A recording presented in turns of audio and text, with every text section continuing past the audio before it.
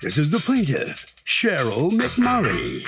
She says she went to Egypt for 2 weeks and she left her 2 cats with the defendant, and the woman won't give them back to her. She can't allow the defendant to get away with stealing her cats and is suing her for the $350 she surely owed.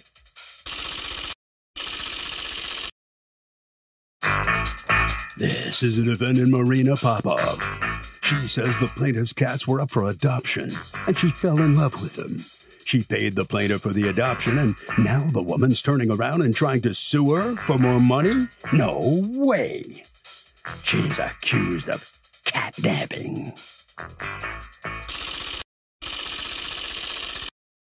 The defendant has filed a countersuit for $700 for money she's owed. All parties, please raise your right hands. The People's Court is now in session. The Honorable Judge Marilyn Williams now presiding. Good morning, Judge. Good morning. Litigants have been sworn. Thank you, Douglas. Okay, Ms. McMurray, you and Nile Valley Egyptian Foundation are suing Ms. Popov for $350 that you say she owes you. Tell me what happened here.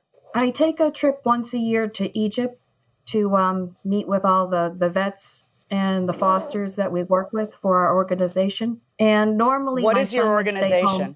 I'm a 501c3 nonprofit to help the street cats of Egypt. Okay. So you actually fly to Egypt to do what? To meet with all my contacts, the veterinarians that take care of them before they come to the United States. I rely on foster parents, rescuers. And we don't have enough stray cats in America? You're going across the world to pick up new ones? Yeah, I'm kind of curious about that. The ones that I specialize in are actually the native Egyptian Mau, and they're not the same as the pedigree Mau, so it's a completely different cat. These cats are very special. They're unique. They have a rich heritage that traces back to the times of the pharaohs, and they're becoming extinct, as odd as that sounds, because they're mingling with Persians and other cats. And it's a shame to see them disappear. So the handful that I can get, we rehabilitate them and we place them in homes here. So these are actually a native Egyptian Mau. Okay. And you charge for the adoptions, I take it? Correct. It's a cost recovery basis. So we will send the money to have them spayed, neutered, vaccinated, microchip, anything else that they need, boarding. How often do you go to Egypt? Usually once a year pre-COVID. Do you have family there? No. Are you from there? No. No. What possessed you to start going to Egypt to take their stray cats? I adopted one, and it was such a good experience. Do you have a picture of the type of cat we're talking about? Not with me, no. Okay. So how did you meet the defendant? Through one of the rescuers in Egypt. So tell me how that happened. Transporting the cats from Egypt to Canada and then to the United States. And that's how I met Marina. Does that look like the cat? Yeah. Are they all spotted the same way? No, they're not, because they're not pedigree. So some of the spots might be oblong. Yeah, that's a pedigree cat. Beautiful. So at first glance, they'll look like our cats, but their personality is what makes them very special. They're very outgoing. They bond to their human with a dog-like devotion. Okay, let me ask you this. How many cats have you brought in from Egypt? Usually 25 a year, 25, 30 a year. For how many years have you been doing this? Since 2011. Okay, so you've brought in 250 cats, and it's $350 a piece for adoption. And I presume your trips to Egypt are written off on the 501c3. No, they're not. You pay for them yourself. All right. So you meet her through someone who's a contact in Egypt, and how? Like, how do you meet her? Do they say, hey, I think you really like this lady, or she helped out with something? She helped out with Monira's cats. She's a rescuer in Egypt. Okay. So she was transporting some cats. Monira will arrange group flights from Cairo, so we would join, because we do have to work together to get things done. And some of my cats were on Monira's flight with Marina, and they came into the United States actually with the organization that Marina volunteers with. Which is what, Marina?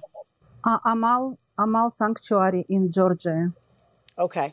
So what happens in this case, Ms. McMurray? So that went well. So that when I met Marina, we connected, and she said if I can ever help you volunteer, it was a nice transaction. So one more flight to get my cats from Egypt. There were 6 of them out of the boarding center because I have to pay for boarding. I need to pay for the cats to be taken care of with their food and the veterinary care. So Monira contacted Marina. She made a group chat on Facebook, and she said, can you help Cheryl with these 6 cats? And what does that mean? That she helps you on her own nickel, or that you pay her to help you? That's what I don't understand. I actually paid a total of $300. So $200, when I talked with Marina on the phone, it was $200 to drive to Niagara Falls. From where? I also paid from Massachusetts. Okay. I also paid a transporter in Canada. So he drove from. No, I'm just interested in what I want to know what the agreement with Marina was. If you go pick up these cats for me in Niagara Falls, then I will. $200. Okay, that was the agreement. Is there any dispute that was the agreement, Marina? No, yes, it was agreement. I told her I'm going to transport, but it's not true. She said, Manira asked me. Cheryl asked me directly. It doesn't really matter to me. I want to know what the agreement was. All right. So then she picks up the cats. She brings the cats to you. And then what happens in this case? Why are you suing? What brings you to court, Ms. McMurray? Marina fostered 2 of the cats for me when I went to Egypt. Okay. And so you needed to go back to Egypt to get more cats. So you asked her to babysit the cats or whatever for X amount of time. Yes. But I didn't go for more cats. I went as a tour with my son and my niece. Okay. And then what happens? So the agreement was that Marina would watch them until like January 1st. And I brought litter. I brought food. Which was how many weeks? I brought for the 2 weeks. 2 weeks. Okay. I gave their medical histories of pet passports in case they became sick in her care and she had the documents to bring them to a vet. And that was it. She had everything she needed to take care of them. Okay. When I came home, I messaged her right away that I'm home and I'd like to make arrangements to take them back.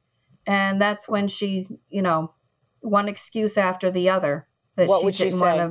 Well, she said, why take them back to Connecticut when we have good families here? We can put them up for adoption here. So I sent her the application and how much the adoption fee is.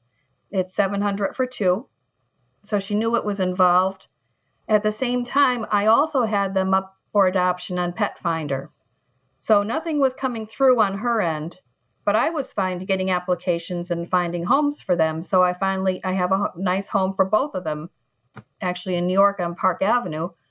And I contacted I don't know if the Egyptian cats are going to tell the difference. So you found a home for them in Park Avenue, and then you tell her I have homes for them, and then what did she say?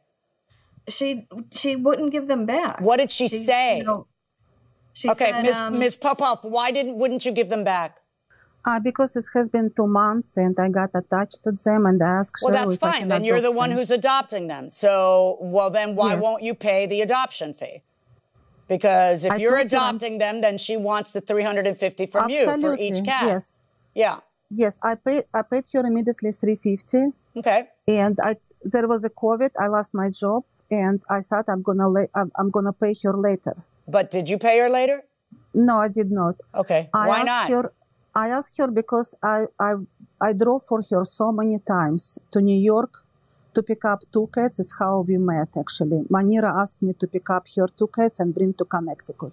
And second, she asked me to do the trip to Niagara Falls, which was a lot of expenses from my end. And I never charged her. She paid $300 for the gas, but she did arrangement with somebody else for $700. And the arrangement, the previous party, they told her it's not enough, and they didn't go to New York. It was kind of emergency to go to get cats from Niagara Falls, So I did it for her, and I thought she's going to give me some discount because I wasn't working. Right, but you've got to hold on. When did you go to Niagara Falls for her? It was November 19. Of 2019? 2019. Right, and when did you keep the cats? that she asked you to watch for 2 weeks? She brought to me them on December 17 in of what year? 2019. Okay. So what you're doing is you're saying, look, a couple of months ago, I did this trip. I agreed to do it for $200, but now I regret that. I should have gotten more, so now I'm not going to pay you the $350 I told you I was going to pay you. It's exactly what you're saying. Exactly what you're saying. No. I was volunteering for her. Right. So if you're volunteering, you can't change it into a contract and say she owes me more for Niagara. Absolutely, I agree with you. But then why aren't you paying the other $350? You have two cats. Why aren't you paying the other $350? Because you're looking back at transactions between the two of you, and you wish you had asked for more money for those transactions. But I can't change the transaction you had. I'm doing a lot of for free for the cats, and I never asked her for anything, you know. She came back. She never contacted me. You're confusing me with someone who cares about what you're saying, because I don't. See, it doesn't matter what you think is right, what someone should do to be nice. It matters what the contract is. I am here to enforce the law and nothing more. If you guys are volunteering, then you're volunteering. If you guys are purchasing a cat, you're purchasing a cat. If you guys are not purchasing a cat, adopting one, but paying $350, then you're not purchasing a cat, adopting one, and paying $350. Either way, it is whatever you guys agree for it to be. So you agreed to pay $700. You have only paid $350. And the legal reason, give me a legal reason why you do not have to pay the rest of what you contracted for with her when you said, I've grown attached, I want to keep them. I asked her for a discount. And she didn't. Well, you don't get to impose a 50% discount just because you feel like it. You don't get that option. I feel like it. Well, it is because you feel like it. Did she ever say she'd give you a 50% discount? No, she didn't. No, who's the only one who wants a 50% discount? You. Court is about contracts and obligations, okay? It's not about, oh, she was so nice, she drove to Niagara, I didn't give her enough. That's not how this works. My verdict in this case is for the plaintiff. You need to pay the other $350. Now, you've got a counterclaim against her. Oh, my goodness. For $700 because you want another $200 for the Niagara trip because you miscalculated how far Niagara Falls was? Yes, correct.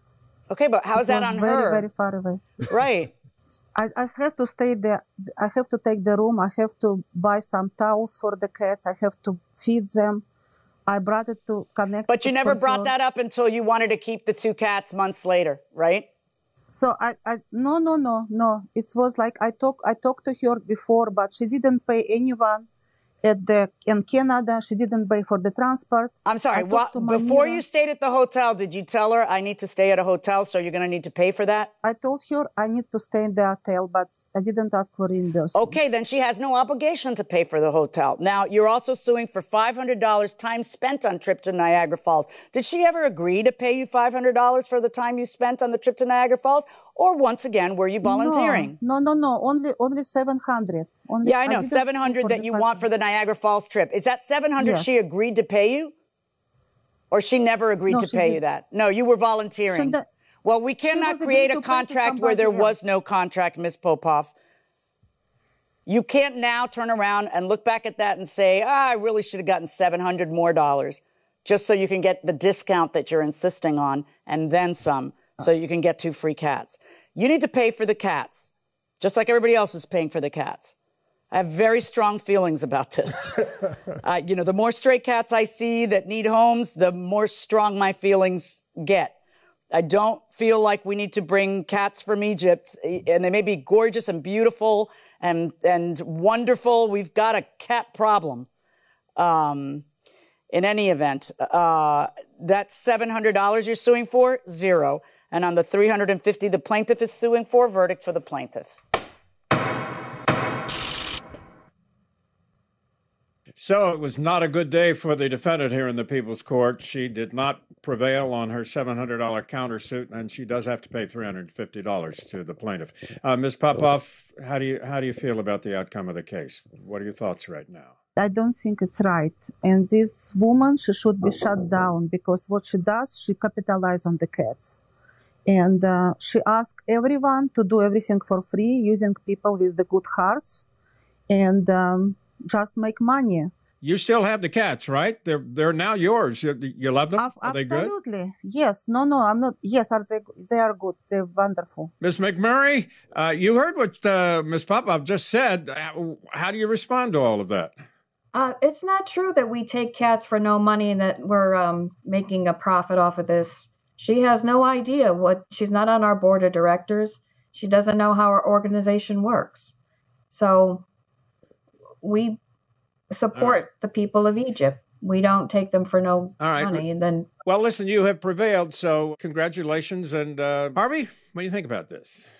Doug, by the way, if you're thinking of getting animals from a different country, you should know something, that if you have to pass through customs, which you do, there are some animals that are restricted from coming into the United States, and in some cases, it's actually a crime to bring them in. If either of you were ever asked to appear on a TV show or in a movie, what kind of show or type of movie would you like to be in? Oh, goodness.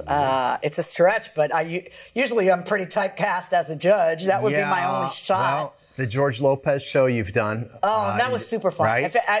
I would want another comedy like that, because that was so much fun on the set. But again, you were stuck and typecast as the judge. That's right. At least you were a wild judge who had slept with one of the lawyers. With Adam West, of all people, with Batman. With the original Batman in that show. So, there was a racy side. There was a racy side judge, to it, right? But I would want to do a comedy. Would you? Yeah. Comedy? It's all about the yucks. But no laugh track. Just no laugh track. No canned laugh. Good writing. Right. Good writing in a comedy. I got you. You know what I would have always loved to do is, but now my children are grown, is voiceovers for a cartoon. I would have loved that. Well, I think I have a pretty distinctive voice. You got a voice like a man. Yes, so. yes, they are. Let's face it. Well, it's a deep voice, right? Mm-hmm. So I bet you're wondering what kind of show I would want to be in.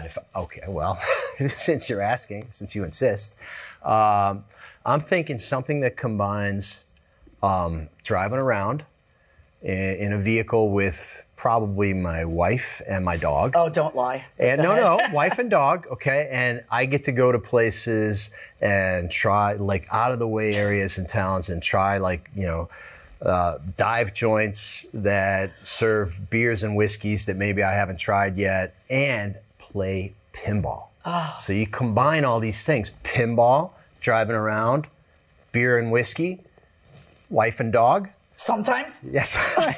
And you get magic. That's my theory. So, just an idea.